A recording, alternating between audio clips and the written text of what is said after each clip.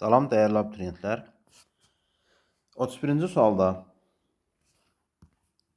düzxətli bərabər təcilli hərəkət edən cismin ikinci saniyənin sonunda sürəti 18 metr saniyə, 5-ci saniyənin sonunda isə 6 metr saniyə olmuşdur. Başlanğıc zaman anında bu cismin sürətini hesablayın. Biz öncə bu cismin təcilini tapaq. Baxırıq ki, ikinci saniyənin sonunda, yəni başlanğıc zaman anı desək 2, 5-ci saniyənin sonunda isə zamanı 5 götürdük. İkinci saniyənin sonunda bunun başlanğıc sürəti olacaq 18, 5-ci saniyənin sonunda isə 6. Yəni V minus V0 kimi düşünək və ya buna V2, buna V1 deyək. Buna T1, buna da T2 deyək.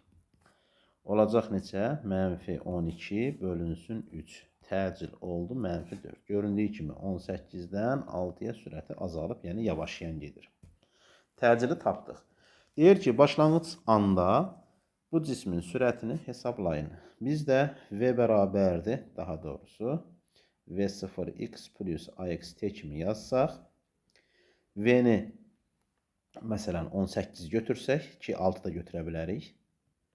V0'ı bilmirik. Təcilin yerində mənfi 4 durur. Zaman da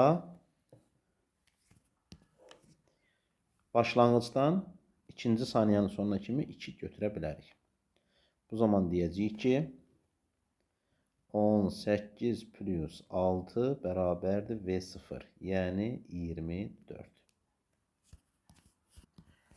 Burada 4 vur 2 hasılı 6 yox 8 eləyir.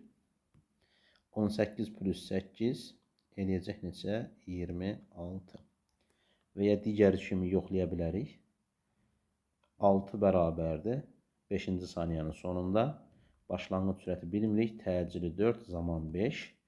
Buradan hesabladıq ki, 4, 5, 20 keçdi müsbət 26. Fərqi yoxdur. Bu cür və ya bu cür sürət oldu 26 D bəndi. 32-ci sualda İki cisim radiusu 30 metr olan çevrə üzrə bərabər sürətlə hərəkət edir. Birinci cismin 10 metr saniyə sürətlə K nöqtəsindən keçən anda görülür ki, sadə əqrəb istiqamətində. İkinci cisim isə 6 metr saniyə sürətlə M nöqtəsindən keçir. Yəni, birinci cisim K-da olanda ikinci cisim M-dəymiş. Eyni zamanda həmin nöqtələrdən keçirlər. Bu cisimlərin ilk dəfə hansı zaman adında görüşdüyünü hesablayın. Dəyərli şagirdlər, biz burada kinematikadan bildiyimiz görüş şərti, bilirik ki, biz bunların koordinatlarını bərabərləşdirsək, bu cisimlərin görüş yerini tapa bilərik. Sıfırıncı nöqtə, mən K nöqtəsini götürsəm, baxıram ki, K nöqtəsi, M cismi, daha doğrusu ikinci cisim, M nöqtəsində olanda KM arası qövs qədər ondan irəlidir. Mən həmin ikinci cismin bunun başlanğıc koordinatı kimi düşünürəm bunu. Tam çevrə 360 dərəcə olanda bucaq 2 piyer qövs cızırsa, 120 dərəcə olanda onun 3də 1-idir. Yəni 360-dan 3 dəfə kiçikdir. Bu da olacaq 3də 2 piyer. 3də 2, pi də 3, radiusu da nə qədərdir? 30. 3-lər getdi, qaldı 60. Demək ki, ikinci cisim birincidən 60 metr öndəymiş. X0 kimi düşünsək. Sıfırıncı nöqtə K-nı götürürəm. Yəni, sanki birinci cisim K nöqtəsində olanda koordinat başlanğıcındakı kimi düşünsəm və bu cisimlər bərabər sürətlə hərəkət edir. Bərabər sürətlə koordinat düsturu bilirik ki, x0 plus vt-dir. O zaman x1-in yerinə yazıram v1t. x2-nin yerinə yazıram x02 plus v2t. Bayaqda dediyimiz kimi v1-in yerinə yazıram 10t olduğu kimi qalır. X0'ın yerində 60 plus V2'nin yerində də 6T. 6 keçdi sola mənfi oldu. 4T bərabərdir 60. Buradan tapa bilirik ki, T oldu. 60 böl 4. 15 saniyə. Demək ki, bu cisimlər 15 saniyə sonra görüşmüşlər. 33-cü sualda çevrə üzrə bərabər sürətlə hərəkət edən K və L cisimlərinin xətti sürətləri eynidir. K cisminin bucaq sürəti 15 radyan bölü saniye olarsa, el cisminin bucaq sürətini hesablayın. Baxırıq ki, hər iki çevrənin radiusları da verilib. Sürətlərin yerinə radius və bucaq sürətini əlaqəli yazsaq, V1-in yerinə yazıram omega 1 R1.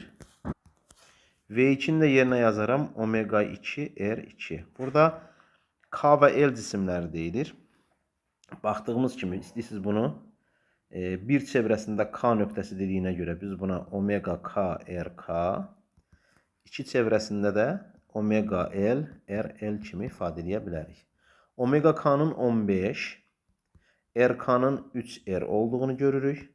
Omega L'i bilmirik, RL'in də R olduğunu görürük. Buradakı R ilə bu ixtisar getsə, omega L 3 vur 15 45 olduğunu gördük. Olacaq 45 radyan bölünsün saniyə. 34-cü sualda cismə bir düz xətt boyunca yönələn modulları 5, 6 və 9 Newtonun 3 qüvvə tətbiq olunmuşdur. Bu qüvvələrin əvəzləyicisinin ən kiçik qiymətini hesablayın. Bu sualda quracağımız belə bir şəkildən də göründüyü kimi 6 və 5 Newton qüvvələr eyni istiqamətli sola, 9 onlara əks yönəlsə, əvəzləyici olacaq 2 Newton. 35-də 8 kiloqram kütləli cisim müəyyən hündürlükdən sərbəst düşür. Sərbəst düşmə zamanı bu cismin çəkisinin və təsir edən ağırlıq qüvvəsini hesablayın. Bilirik ki, sərbəst düşmənin şərti o idi ki, başlanğıc sürət yoxdur. Cisim A bərabər J təcili ilə yeyinləşən düşür. Bu zaman çəki mj minus A. A-nın da yerinə biz J yazsaq, çəkisi oldu 0. Çəkinin 0-ı baxırıq ki, A bəndində, B bəndində görürük. Ağırlıq qüvvəsi yer səthi yaxınlığında mj, kütlə 8-dirsə, bu da olacaq 80 Newton. Yəni, B bəndi uyğun gəlir. 36-da cisim yer səthindən V0 sürətlə şaqılı yuxarı atılmışdır. Bu cisim yer səthindən 4 V0 sürəti ilə şaqılı yuxarı atıldıqda onun uçuş müddəti necə dəyişər? Bilirik ki, şaqılı yuxarı atılmış cisim bərabər yavaşlayan hərəkət edir. Trayektoriyanın ən yüksək nöqtəsində son sürəti 0-a bərabər olur. Biz buradan T uçuşu müəyyən edində bilirik ki, bu 2V0 böl J-yə bərabərdir. Cismin atılma sürəti V0-dır. Onu 4V0 ilə əvəz eləsək, başlanğıc sürət 4 dəfə artır. T uçuş da V0-dan düz asılıdır. Başlanğıc sürəti 4 dəfə artsa, demək ki, uçuş müddəti də 4 dəfə artmalıdır. A bəndi olar.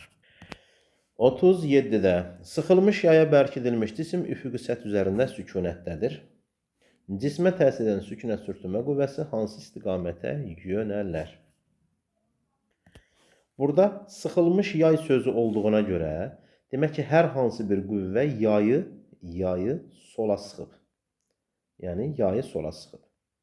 Buna biz sıxan qüvvə, deformasiya edən qüvvə, etdirən qüvvə desək, bu zaman yayda elastiklik qüvvəsi əmələ gəlir ki, sıxan və ya deformasiya etdirən qüvvənin əksinə yönəlir. Bu da oldu yayın elastikliyi. Yayın elastikliyi cismi sağa itələmək istəyir, amma cisim hərəkətə gəlmir. Sükunət sözü var. Cisim hərəkətə gəlmirsə, onu hərəkətə gəlməyə qoymayan isə sükunət sürtünmə qüvvəsidir. Yəni, istiqaməti olacaq D bəndi. 38-də sürtünmə qüvvəsinin dayanıq reaksiya qüvvəsindən asıllıq qrafiklər verilmişdir. 1, 2 və 3 nöqtələrinə uyğun sürtünmə əmsalları arasında hansı münasibət doğrudur? Bilirik ki, sürüşmə sürtünmə qüvvəsi μn ifadəsinə bərabərdir. Mü bunların heç birindən asılı deyil. Lakin burada 3 dənə nöqtə görürük. Demək, 3 fərqli material var. Sürtünmə qüvvəsi gördüyümüz kimi n-dən düz asılıdır. O zaman düz asılı ola bilər ki, burada mü sabit olsun. Baxırıq ki, bu düz mütənasiblik qrafikinin üzərində 2 nöqtə var. O deməkdir ki, 2 və 3 nöqtələr üçün mü sabitdir ki, f n-dən düz asılıdır. Yəni, mü 2-nin mü 3-ə bərabər olduğunu gördük. 1 və 2 nöqtələrini müqayisə eləsək, hər ikisi üçün n eynidir. N'in sabit qiymətində bir nöqtəsinin sürtünməsi 2 nöqtəsinin sürtünməsindən böyükdür. Sürtünmənin çox olmasına səbəb Düsturda gördüğümüz kimi n'in sabit qiymətində sürtünmə müdən düz asılıdır. Bir daha xatırladırıq. Mü sürtünmə əmsalı sürtünmə qüvvəsindən asılı deyil, amma sürtünmə qüvvəsi müdən düz asılıdır. Yəni bir nöqtəsindəki sürtünmənin iki nöqtəsindəki sürtünmədən çox olmasına səbəb bir nöqtəsindəki əmsal iki nöqtəsindəki əmsaldan çoxdur. Yəni mü1 böyük mü2, o da bərabər mü3 bərabərliyini alırıq. 1 böyükdür 2-dən, 2 də bərabər 3-ə E bəndinə uyğun gəlir. 39-cu sualda elastiki deformasiya olunmuş verilmiş yayın sərtliyinin onun uclarına təsir edən qüvvənin qiymətindən asılı qrafiki hansıdır? Bilirik ki, yayın sərtliyi onun həndəsi ölçülərindən və materialın növündən asılıdır. Yəni, deformasiya etdirən qüvvədən və ya onun uzanmasından asılı olmur. 40-cı sualda 30 Newton dartı qüvvəsinin təsiri altında düz xətli hərəkət edən 10 kiloqram kütləli cismin sürətinin modulunun zamanla asılı qrafik verilmişdir. Cismə təsir edən sürtünmə qüvvəsinin modulunu hesablayın. Şərtdən gördüyümüz, şəkildən gördüyümüz kimi bu cisim bərabər yavaşlayan hərəkət edir. Yavaşlayan gedən cismin təcilini müəyyən etsək, olacaq V minus V0 böl T. Son sürəti şəkildən gördüyümüz kimi 0, başlanğıcı 20, sərf olunan zaman da 4. 20-ni 4-ə böldük, oldu -5. Bu cisim bərabər yavaşlayan hərəkət edirsə, bunun sürtünmə qüvvəsi dartıdan böyükdür. Məsələnin şərtinə görə dartı qüvvəsi 30 Newtondur. Hərəkətin və dartının əksinə də sürüşmə sürtünmə yönəlir. Bu zaman biz deyə bilərik ki, MA bərabərdir F sürtünmə böyük qüvvə çıxılsın F dartı kiçik qüvvə. Məsələ bizdən sürtünməni soruşur. Kütləsi 10 kiloqram. Burada mənfi almışıq deyə təcilin mənfisi nəzərə almayacağıq. 5 vurduq bura. Sürtünməni bilmirik. Dartı 30. Sürtünmə də burada olacaq. 30 plus 50, yəni 80. 30 plus 5 vur 10, 50. Sürtünmə oldu 80 Newton. E bəndi. 41-ci sualda çəkisiz yaydan asılmış 4 kiloqram kütləli cisim şaquli aşağı istiqamətdə yönəlmiş 10 Newton qüvvənin təsirində dartılır. Tarazlıq halında yayda yaranan elastik qüvvəsinin molunu hesablayın. Baxırıq ki, cismin öz kütləsi 4 kiloqram. Demək, buradan aşağı yönələcək mg olur 40 Newton və F qüvvəsinin qiyməti 10 Newton. Burada mg ilə F arasındakı bucaq 0 dərəcə. Bu ikisinin yekun əvəzləyicisi olacaq 50 Newton. Bu 50 Newtona biz deformasiya etdirən qüvvə deyə bilərik. Deformasiya etdirən qüvvənin əksinə elastiklik əmələ gəlir.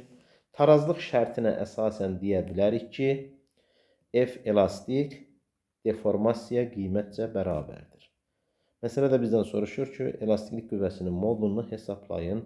Bu da olar 50 Newton. 42-ci sualda şaquli aşağı istiqamətdə 2 metr saniyə sürətlə bərabər sürətlə hərəkət edən liftin döşəməsindəki cismin çəkisi 48 Newtondur. Bu cismin kütləsini hesablayın. Cisim aşağıya doğru bərabər sürətlə hərəkət edirsə, onun çəkisi sükunət çəkisinə bərabər olar. Bilir ki, cisim sükunətdə və ya bərabər sürətlə hərəkətdə olanda çəki ağırlıq qüvvəsinə bərabər mg'dir. Cismin çəkisi 48, kütləni bilmirik, J10. Buradan taparıq ki, kütlə 4,8 kiloqram olar. 43-cü sualda üfüqi səth üzrə yalnız sabit sürtünmə qüvvəsinin təsiri altında hərəkət edən verilmiş cismin tormozlanma müddətinin onun başlanğıc impulsundan asılı qrafiki hansıdır? Cisim bərabər yavaş hərəkət edəndə bayaq dediyimiz kimi son sürəti 0-dır. Buradan deyə bilirik ki, T tormoz bərabərdir V0 bölünsün A. Biz də sürət və məxrəci kütləyə vursaq MV0 bölünsün MA. Buradakı MV0 hasilinə P0 M A'nın da yerinə μmg yaza bilərik. Bunlar da sabitdirlər. Gördüyümüz kimi T tormoz P0'dan düz mütənasib asılı olur. 44-cü sualda 8 kiloqram kütləli cismin kütləsi 6 kiloqram olan bir cins lingin hansı nöqtəsindən asmaq lazımdır ki, ling tarazlıqda qalsın? Demək ki, lingin öz kütləsi 6 kiloqram imiş. Baxırıq ki, 1, 2, 3, 4, 5, 6, 7, 8 bölgü. 1, 2, 3, 4. Yəni, bir nöqtəsinə bunun çubuğun ağırlığı düşür. M çubuq J deyək. Bunun qiyməti kütləsi 6-dırsa, olacaq 60 Newton. Dayaq nöqtəsinə nəzərən 15 kiloqramlıq yükün ağırlığı olacaq 150. Dayaq nöqtəsinə nəzərən MJ-nin ağırlığı oldu 60. 8 kiloqram yükün ağırlığı 80-dir. Momentlər qaydasına görə bunun askı nöqtəsini, yəni qolunu tapmaq lazımdır. Momentlər qaydasına görə 150-nin saat əqrəbinin əksi istiqamətində təsir göstərdiyini, 60-ın isə saat əqrəbinin istiqamətində təsir göstərdiyini görürük. Yəni, saat əqrəbinin əksinə 150 vurulsun, qolu 2 bölgü, 60 qolu 1 bölgü, plus, baxırıq ki, sol tərəf daha böyükdür, 80 vurulsun, D3 deyirəm. 150 elədi 300, minus 60-ı keçirdik sola, bərabərdir 80 vurulsun, D3. Buradan davam edirik. 300-dən 60-ını çıxdıq, elədi 240, bərabərdir 80 vurulsun, D3. 0 getdi, 8, burada qaldı 3. D3 bərabərdir 3 bölgü. Sağa doğru 1, 2, 3 bölgü. Hansı nöqtəyə düşür? 3 nöqtəsinə. Demək 8 kiloqramlıq yükü biz 3 nöqtəsindən assaq momentləri bərabər olar, yəni tarazlıqda qalar.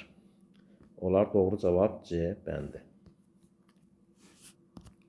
45-də qüvvə momentinin sabit qiymətində qüvvənin modulunun qüvvə qolundan asılılıq qrafiki hansıdır? Bilirik ki, momentin M bərabər F-D ifadəsinə əsasən F bərabərdir M bölünsün D.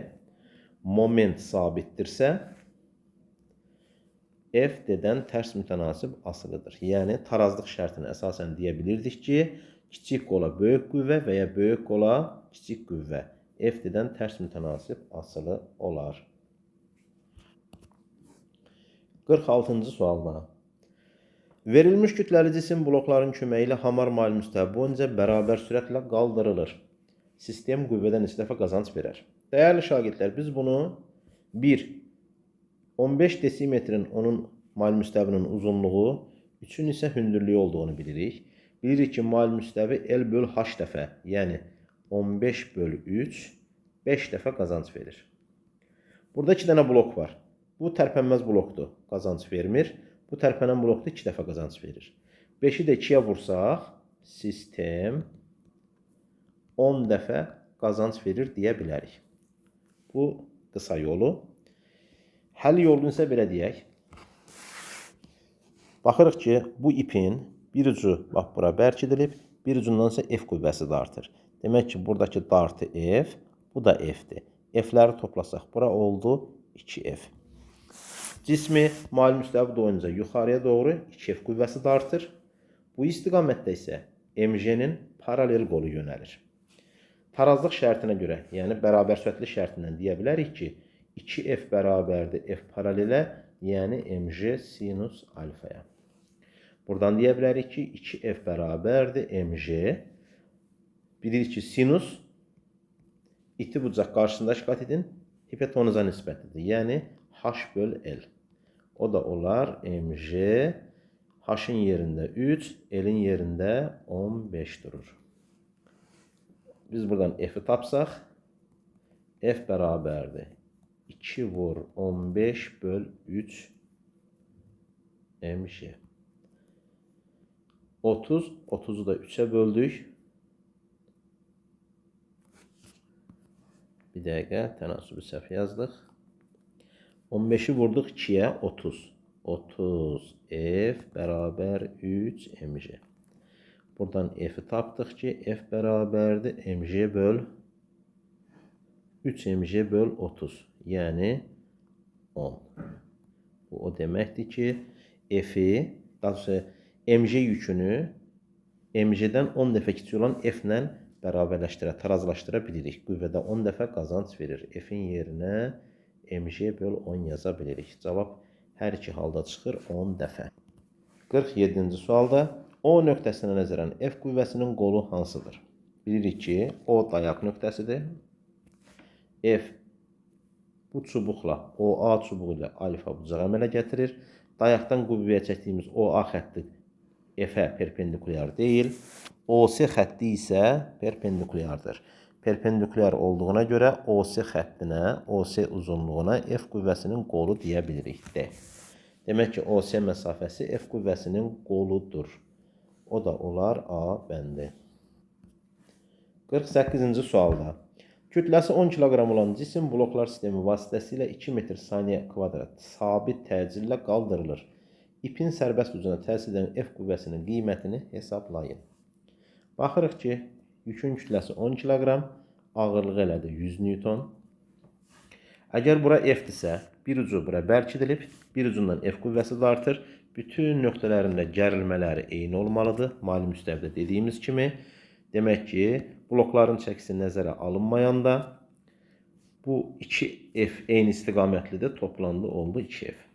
Bu yükü yuxarıya doğru 2F qüvvəsi, aşağıya doğru isə 100 newton qüvvə dartır. Və yuxarı 10 newton 2 metr saniyə kvadrat təcillə yeyinləşir. O zaman deyə bilərik ki, 2F bərabərdir mg plus A. Bu da F bərabərdir. M verib 10 kiloqram. J 10 təcili 2 böl 2. Bu 2-ni böldük. 12 5-ə vurduq eləyəcək 60 newton. Bu F-in qiyməti 60 newton imiş. C bəndi.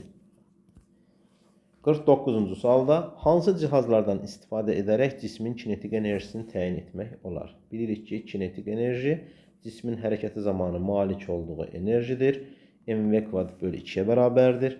M-i tərəzi, V-ni isə spidometrlə ölçə bilirik. Baxaq görək, cavablarda spidometr var, tərəzi var. Onlar 1, 2, B bəndi.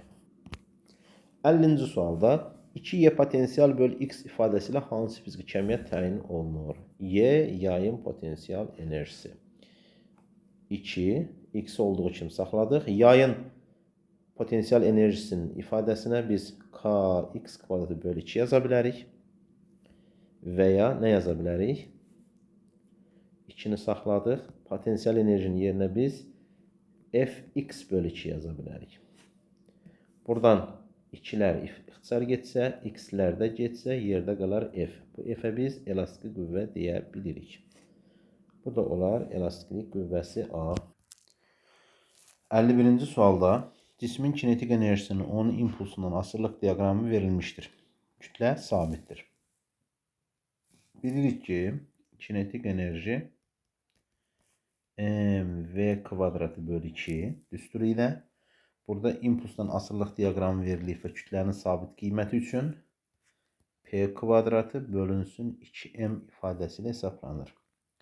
Bu düstura görə kinetik enerji P'dən kvadratik asılıdır. B bəndi olur.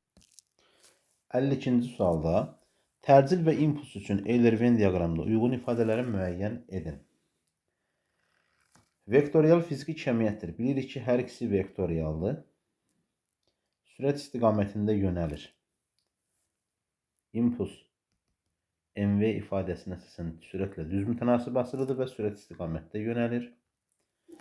Əvəzləyici qüvvə istiqamətində yönəlir. Əvəzləyici qüvvə ma ifadəsinə görə təcillə düz mütənasib asılıdır və eyni istiqamətlidirlər. 3 demək ki, bura uyğun gəlir. Düz xətli bərabər sürətli hərəkətdə 0-a bərabərdir. Təcil sürət dəyişməsinin zaman olan nisbətidir. Bərabər sürətli hərəkətdə sürət dəyişmir. 0-a bərabərdir. Yuxarıdakı 1, 3, 2-ni buradakı 1, 2, 3 kimi düzsək, baxırıq ki, 34, 2, 1. Uyğun gəlir E bəndə. 53-cü sualda açar sözlərdən müəyyən ardıcıllıqla istifadə edərək mətni tamamlayın soruşulur bizdən. Tarazlıq vəziyyətindən çıxarılmış cismin öz-özünə ağırlıq qüvvəsinin qüvvə momentinin təsiri ilə əvvəlki vəziyyətə qayıdarsa, bu növ tarazlıq dayanıqlı tarazlıq adlanar. Bura demək uyğun gələr 2. Tarazlıq vəziyyətindən çıxarılmış cisim öz-özünə əvvəlki vəzinə qayıda bilmirsə, bu növ tarazlıq dayanıqsız tarazlıq. Demək ki, bura uyğun gəlir 3. Fərqsiz tarazlıq halında cismin ixtiyar vəzni ona təsir edən qüvvələrin əvəzləyici sıfıra bərabərdir. Demək ki, bura fərqsiz tarazlıq, yəni 1 uyğun gəlir. Dayanıqlı tarazlıq halında olan cismin dayanıqlı tarazlıqdırsa, cisim çökük körpü kimi düşünsək, minimum potensial enerjiyə malik olur. Dayanıqsız tarazlıq halında isə cisim maksimum potensial enerjiyə, yəni qabarıq körpü kimi düşünsək, maksimum potensial enerjiyə uyğun gəlir körpünün ən hündür nöqtəsində 4. Ardıcıllığa baxsaq, 2, 3, 1, 5, 4 uyğun gələr. 54-cü sualda Günəş ətrafında orta sürəti 30 km/saniyə olan yerin 5 dəqiqə ərzində getdiyi yolu hesablayın. Bilirik ki, V orta bərabərdir S ümumi bölünsün T ümumi. Bizdən də ümumi yolu soruşur. S ümumi bərabərdir V orta vurulsun T. Baxırıq ki, yolu kilometr saniyə ilə verib. Sürəti 30 kilometr böl saniyə. Cavabı kilometrlə soruşur. Zamanı isə 5 dəqiqə. Biz də buna 5 vur 60 saniyə deyək. Bu saniyə ilə bu saniyə getsə, 5-i 60-a vurduq, elədir 300. 300-ü də 30-a vursaq, 9000 kilometr.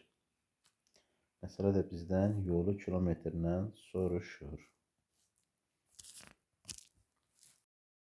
55-ci sualda baxırıq ki, 3M kütləli yük A təcilindən yuxarı qalxır. Soldakı bu yüklər cəmi isə A təcilindən aşağı düşür. 3M yükün əmələ gətirdiyi gərilmə məsələnin şərtinə görə 30 Newtondur. Məsələ bizdən bu 3M-in əmələ gətirdiyi gərilməni bizdən soruşur. Buradan deyə bilərik ki, bax, bu ip eyni ip olduğuna görə buradakı gərilməsi 30-dursa, buradakı gərilmə də elə bunu da T ilə deyək 30-dur.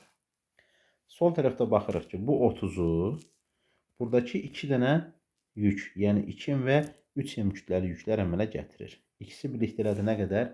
5M. 5M yükün əmələ gətirdiyi gərilmə 30 Newtondursa, 3M kütləli yükün əmələ gətirdiyinə F deyək. O zaman deyəcəyik ki, F bərabərdir 3M vurulsun 30 bölünsün 5M. M'lər getdi 5. Burada qaldı 6. 6, 3 elədi 18. Digər yolla, çəki yolla həll eləsək, baxırıq ki, bu tərəf 3M tərəf təcilindən yuxarı qalxdı. 3M J plus A bərabərdir 5M J minus A. 30 plus 3A bərabərdir 50 minus 5A. 8A bərabərdir 20-yə. A da bərabərdir 2,5-ə. Baxırıq ki, buradakı F gərilməsini bu 3M yükə mənə gətirir. O zaman F üçün 3M aşağı düşür təcilindən J minus A. 3 M'in yerinə 10 bölünsün 12,5. J 10'dur. Bu da 2,5. Vurulsun 7,5 olur. Bu vergülle bu vergül getdi. 25'e xəçərlədik. Burada qaldı 3. 25'e xəçərlədik. Burada qaldı neçə? 5. 1. Burada da 2. 3'ü 2'ye vurduq 6. 3'ü də vurduq 18. Yenə də F-ə bayaqki kimi 18 aldıq. Hər iki yoldan eyni cavab çıxır. 56-cı sualda. Tarazlıq halındakı çəksiz yaylardan asılmış cisimlərin kütlələri və yayların sərtlikləri uyğun olaraq M1, 2, M2, K2 bərabər K1 olarsa, yaylarda yaranan elastiklik qüvvələri və yayların potensial enerjiləri arasında hansı münasibət doğrudur? Sərtliklər məsələnin şərtinə görə eyni görürük. Bunu aşağı dartır M1J. Bunu aşağı dartır M2J. Məsələ deyir ki, M1, 2, M2. O zaman biz buna 2M2J deyə bilərik. Bu zaman deformasiya nəticəsində burada F elastik 1, burada isə F elastik 2 əmələ gəlir. Deyə bilərik ki, F elastik 1 M1J-yə, yəni 2M2J-yə, F elastik 2 isə M2J-yə bərabərdir. Göründüyü kimi F1 F2-dən 2 dəfə çoxdur.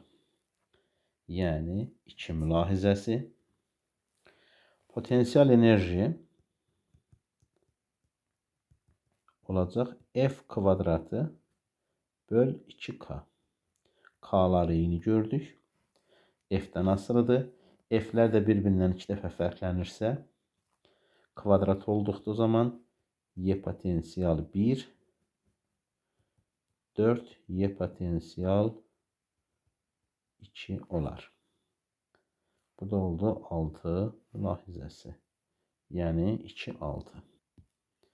57-ci sualda fiziki kəmiyyətlər və onların vahidləri arasındakı uyğunluğu müəyyən edin. Çəki MJ-yə əsasən vahidi Newton, kiloqram metr böl saniyə kvadratı. Baxırıq ki, E bəndi kiloqram metr böl saniyə kvadratı. A bəndi buna uyğun gəldi. İmpuls P bərabər MV-yə əsasən kiloqram metr böl saniyə olur. Burada baxırıq C bəndi. Enerji ən rahat yol kinetikdir. 1 joule kiloqram metr kvadratı böl saniyə kvadratı. D bəndi kiloqram metr kvadratı böl saniyə kvadratı. B bəndi 1AY, 2C, 3BD. 58-ci sualda elastik deformasiya olunmuş yaydan kütlələri 3 kiloqram və 2 kiloqram olan 2 cisim asılmışdır. Sistem tarazlıqdadır. Cisimləri bağlayan ip qırıldıqda yayın sərtliyi və uzanması necə dəyişər? Hal-hazırki vəziyyətdə bu yayı ikisi birlikdə aşağı 5 kiloqram yükün ağırlığı, yəni 2 plus 3, 50 Newton qüvvə aşağı dartır. Bu zaman yuxarıya doğru F elastik 1, Kx1 qüvvəsi təsir edir ki, bu da həmin deformasiya etdirici qüvvəyə bərabər olub 50 Newtondur. Buradan deyərik ki, x1 bərabərdir 50 bölünsün K. Məsələnin soruşduğu ip qırıldıqda sərtlik və uzanma necə dəyişər? Bilirik ki, sərtlik SE böl L0, yəni materialın növündən və həndəsi ölçülərdən asılıdır. Buradakı dartan 50 Newtondan asılı dartıcı, yəni deformasiya etdirici qüvvədən asılı deyil. İp qırılsa, bu yük artıq yoxdur. Nəzərə alsaq, o zaman deyərik ki, F elastik 2 bərabərdir Kx2 bərabərdir 20 Newton. 2 kiloqram yük dartacaq. O zaman x2 bərabərdir 20 bölünsün K. Göründüyü kimi x2 20 böl k, x1 ise 50 böl k. Yayın uzanması azalar, x azalar, k ise onlardan asılı değil, değişmez. 59-cu sualda mayil müstəv üzərində sükunətdə olan 5 kiloqram kütləli cismə təsir edən sükunət sürtünmə qüvvəsinin modulunu hesablayın. Baxırıq ki, buradan aşağıya doğru, yerin mərkəzinə doğru MJ, bu istiqamətdə MJ-nin paralel qolu, bu istiqamətdə isə MJ-nin perpendikulyar qolu təsir edir. Məsələnin şərtinə görə bu cisim sükunətdədirsə, bunu aşağı düşməyə qoymayan F sükunət sürtünmədir. Məsələdə bizdən soruşur ki, sükunət sürtünmənin modulunu hesablayın. O zaman deyə bilərik ki, F sükunət sürtünmə bərabərdir. Onu aşağı dartmaq istəyən paralelə qiymətcə, o da MJ sinus alfa. Biz bilirik ki, sinus alfa iti bucaq qarşısındakı katetin hipotenuza nisbəti, yəni 6 desimetrin 10 desimetrə nisbətidir. Desilər getdi.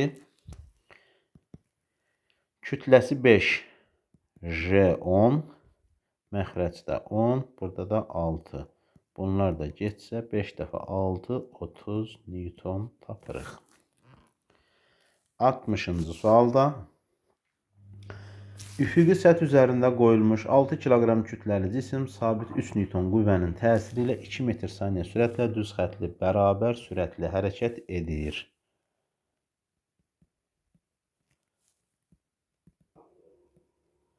Bərabər sürətlidirsə bunun əvəzləyicisi 0, təcili də 0. Hərəkətin və dartın əksinə F sürüşmə sürtünmə yönələr. F qüvvəsinin təsiri kəsildikdən sonra ilk 4 saniyə ərzində cismin getdiyi yolun zamandan asılı qrafikini çəkin. Qrafik asılılıqda ilk 4 saniyə ərzində gedilən yolun qiymətini yazın. Bu cisim bərabər sürətlə hərəkət elədiyinə görə ilk başlanğıcda dartı qiymətcə sürtünməyə bərabərdir və bunun da qiyməti 3 Newtondur. Dartı qüvvəsinin təsiri kəsildikdən sonra cismə yalnız sürtünmə təsir edir. Yalnız sürtünmə.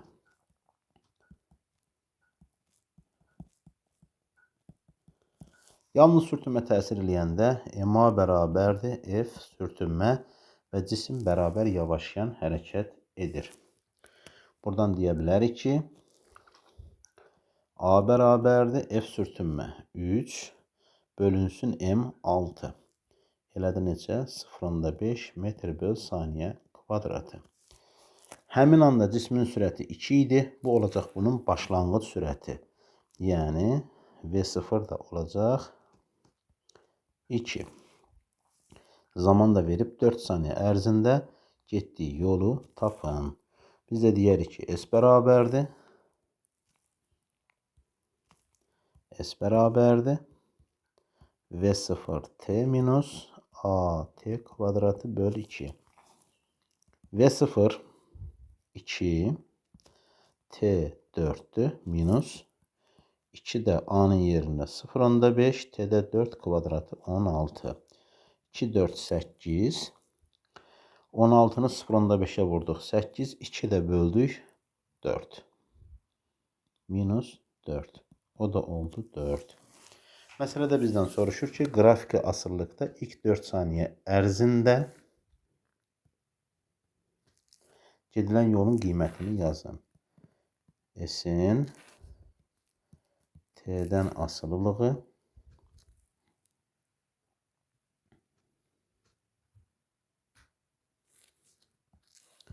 demək cisim bərabər yavaşlayan hərəkət edir.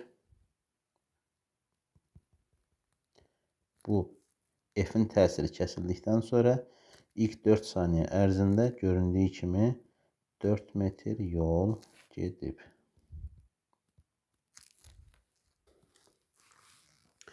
Dördüncü qruplar üçün situasiya suallarının həllinə baxırıq.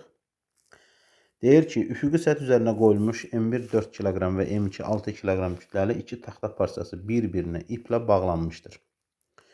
Cisimlər sabit F20 Newton qüvvənin təsiri ilə 6 metr saniyə sürətlə düz xətli bərabər sürətli dartılır, hərəkət edir. Bir müddət sonra cisimləri bağlayan ip qırılır. Hər iki cisim ilə üfüqi səth arasındakı sürtünmə əmsalı eynidir. İpin çəkisi nəzərə alınmır. Cisimlərlə səth arasındakı sürtünmə əmsalını hesablayın. 88-də bizdən soruşur. Düzxətli bərabər sürətli hərəkət edirsə, F sürüşmə sürtünmə bərabər olacaq F dartıya, yəni 20 Newtona.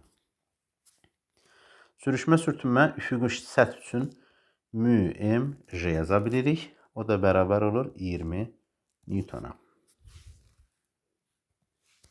Burada cisimlərlə səth arasındakı sürtünmə deyirsə, hələ ki ipin qırılmadığı halı nəzərdə tutur. O zaman deyəcəyik ki, 20 bərabərdir. M1 plus M2, yəni M1 4 kiloqram, M2 6 kiloqram, J də 10. Bu sıfırla bu sıfır getdi. Mü bərabərdir. 2 bölünsün 4 plus 6, yəni 10. Bu da elədir 0,2. Buradan mü'nü tapdıq. 89'da ip qırıldıqdan sonra hər bir cisim necə hərəkət etdiyini yazın. İp qırıldıqdan sonra M1 cismi F bərabər 20 Newton qüvvənin təsiri ilə dartılacağına görə ip qırılmamışdan öncə deyirəm ki, A1 A2'yə bərabərdir. A1 A2'yə bərabərdir və 20 Newton qüvvə ilə dartılır. 20 Newton qüvvə ilə dartılır. İp qırıldıqdan sonra iki cisminə qüvvə təsir etmir. Dartı qüvvəsi yoxdur. Deyirəm ki, A2 ştrix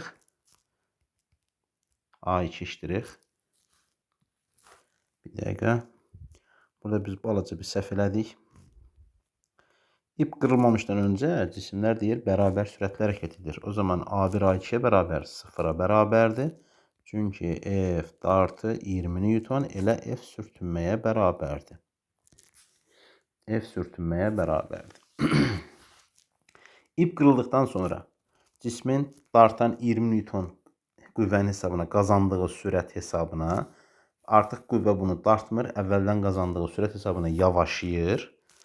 Bu 20 Newton bu MA2 bərabər olacaq elə sürtünməyə. Yəni qiymətini yazmasaq da deyərik ki, ikinci cisim sürtünmənin hesabına bərabər yavaşıyır. Birinci cisim isə həmin 20 Newtonun hesabına bərabər yeyinləşir. Çünki 20 Newton bayaq hər ikisini dartırdı. İp qırılandan sonra sadəcə M1'i dartasıdır. M1 cismi dartacağına görə 20 Newton ona təcil verir.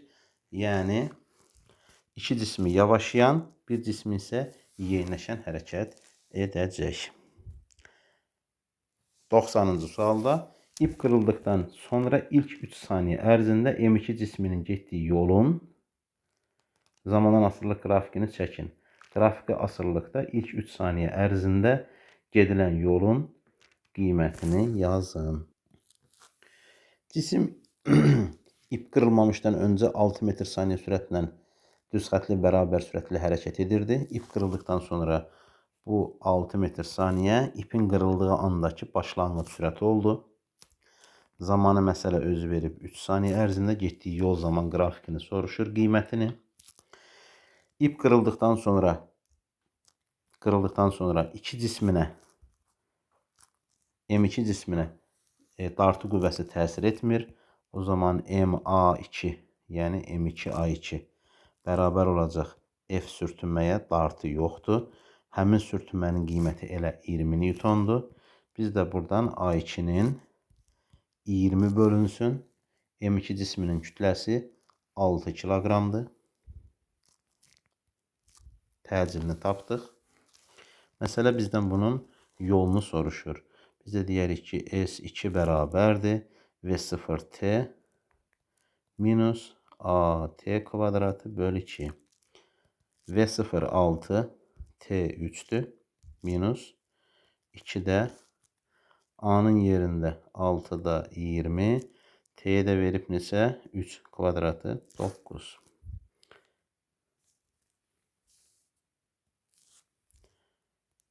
3'ə əxsələdik 2, 3, 1, burada qaldı 10. 30 demək belədir 18. 30 da 2'yə böldük neçələdir? 15. Bu da elədir 3 metr. Bizdən də bunun qrafikini soruşur. Qrafiki buradan çəkirəm. 3 saniyədə 3 metr yol gedib. Bərabər yavaşlayan.